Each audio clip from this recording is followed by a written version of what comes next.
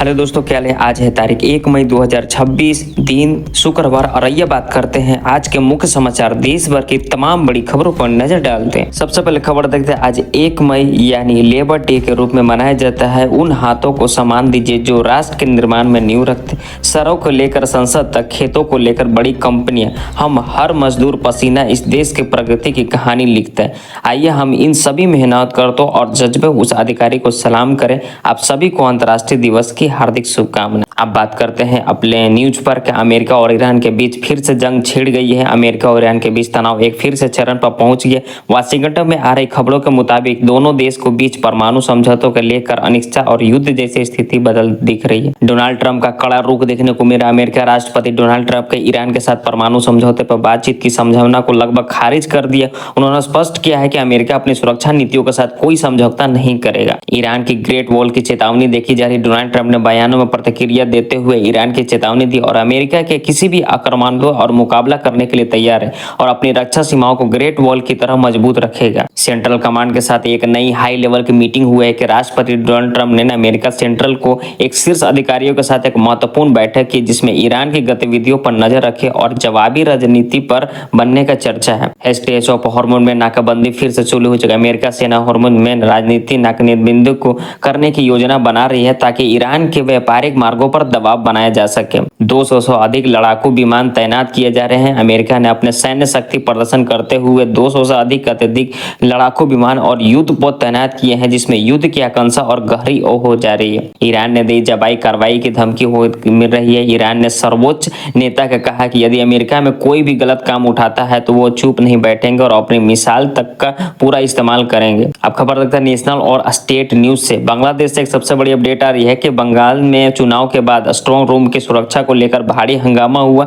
TMT ने आरोप लगाया है कि स्ट्रांग रूम की सुरक्षा में बड़ी चेक हुई है जिसके बाद भर रात राजनीतिक माहौल गरमाया हुआ है। चुनाव आयोग का बड़ा बयान देखने को मिल रहा है। बंगाल हमले पर चुनाव आयोग की स्थिति स्पष्ट करते हुए कहा कि मतदाता से पहले सुरक्षा का पूरा इंतजाम किया जाए, किसी भी तरह की धांधली की कोई गुंजाइश नहीं है। जबलपुर में एक बड़ा हादसा देखने को मिला। मध्य प्रदेश के जबलपुर में नर्मदा नदी पे एक पर्यटक क्रूज अचानक डूब गया। इस हादसे में अब तक 6 लोगों की मौत हो चुकी है जब तक कि अभी कोई भी लापता है। रेस्क्यू ऑपरेशन जारी किया गया है। जबलपुर हादसे के लिए बड़ी स्थानीय प्रशासनिक और एनडीएफटी की टीम लापतों को तलाश को जुटी। अब तक 15 लोगों को सुरक्षित बचा लिया गया। अमेरिका ने एक लौटाई भारत की 657 अमूल्य धरोहर। अंतर्राष्ट्रीय तस्करों के जब्त की गई भारत की 657 प्राचीन कलाकृतियों अमेरिका ने वापस कर दी। इन धरोहर की कीमतों करोड़ों की आंकी जा रही है। सांस्कृतिक विरासत की वापसी देखने को मिल रही है। भारतीय सरकार ने सब बड़ी कूटनीति के जीत लिया। जो मूर्ति और कलाकृति भारत के विभिन्न मंदिरों को और ऐतिहासिक स्थलों को चोरी की गई है। आज से 7 बड़े नियम बदल चुके हैं। 1 मई 2026 से आम जनता के जेब पर असर डालने वाली है। 7 महत्वपूर्ण वित्तीय बैंकिंग नियम बदल चुके हैं जिसे क्रेडिट कार्ड और सिम कार्ड से जुड़े शामिल भी इसमें। क्रेडिट कार्ड यानी रिवाइज पॉइंट में बदल चुका है। नियम के अनुसार कई प्रमुख बैंक में अपने क्रेडिट कार्ड रिवाइज पॉइंट्स और पेमेंट्स शुल्क में बदलाव किया जिससे सीधा असर ग्राहक पर पड़ेगा। डिजिटल अरेस्ट का खौफ दिखने को मिला। उत्तर प्रदेश के बिजनौर में एक महिला ने डिजिटल स्टेट के डर से आत्महत्या कर ली। साइबर अपराधी पुलिस अधिकारी बनकर लोगों को डरा रहे हैं और उन्हें पैसे ठग रहे हैं। शमशान तक पीछा न छोड़कर साइबर टेक पुलिस ने चेतावनी दी है कि साइबर अपराधी इतने शातिर हो गए हैं कि वे पीड़ित का मानसिक शोषण तक कर सकते हैं जब तक कोई बड़ा कदम न उठाया जाए। खबर तक स्पोर्ट्स और एंटरटेनमेंट से। विराट कोहली और अंपायर के बीच बहस देखने को मिल रहा है। आईपीएल ने एक मैच के दौरान अंपायर के फैसले पर विराट कोहली भड़क गए।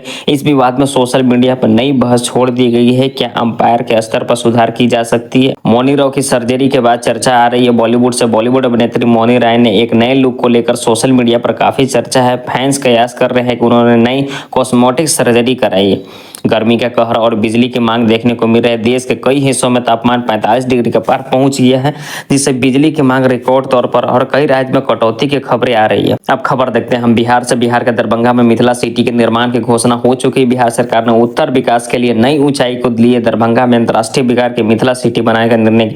इस परियोजना का उद्देश्य अंतर्राष्ट्रीय पर दरभंगा की पहचान बनाना। इसके साथ ही राजधानी पटना में ग्रीनफील्ड टाउनशिप को लेकर एक बड़ा अपडेट आया है कि जहां किसानों को उनकी मूल्य जमीन के पास विकसित प्लॉट दिया जाए। वहीं प्रशासनिक स्तर पर मंगल पांडे ने खाली हुई सीटों पर बीजेपी की अरविंद शर्मा के साथ घोषणा करने की चौंका दी है। खबर आई उत्तर प्रदेश से गंगा एक्सप्रेस पर 112 किलोमीटर प्रति घंटा की रफ्तार से सफल का प्रशिक्षण सही हो गया। उत्तर प्रदेश के बुनियादी ढांचे पर एक मील का पत्थर जुड़ गया। गंगा एक्सप्रेस पर बिना किसी झटके के 120 किलोमीटर प्रति घंटा के कारों पर सफल प्रशिक्षण किया, जिससे जल्द ही इसे आम जनता के लिए खोलने की संभावना बढ़ी। दूसरी ओर प्रधानमंत्री ने वाराणसी में दौरा किया, जो उन्होंने स्थानीय नेताओं को मुलाकात करके शहर के विकास कार्यों का जायजा दिया। साथ ही मौसम विभाग की जानकारी दी कि यूपी में मानसून करीब 25 दिनों के भीतर सोनभद्र से रास्ते दस्तक दे सकता है। झारखंड से एक बड़ी अपडेट आ रही है कि झारखंड में पिछले कई दिनों में भीषण लू और गर्मी के बाद मौसम ने करवट ली है। मौसम ने 5 मई तक के राज्य के विभिन्न हिस्सों में मेघ गर्जन और साथ ही तेज हवा की बारिश। हालांकि पिछले 48 घंटों में आकाशीय बिजली गरजने के कुछ लोगों से मौत दुखद खबरें आ चुकी है। विकास कार्यों की बात यह है कि पलामू में एक नई रेलवे वैगन फैक्ट्री खोलने की योजना चर्चा में है, जिससे स्थानीय लोग पर रोजगार के बड़े अवसर पैदा हो सके।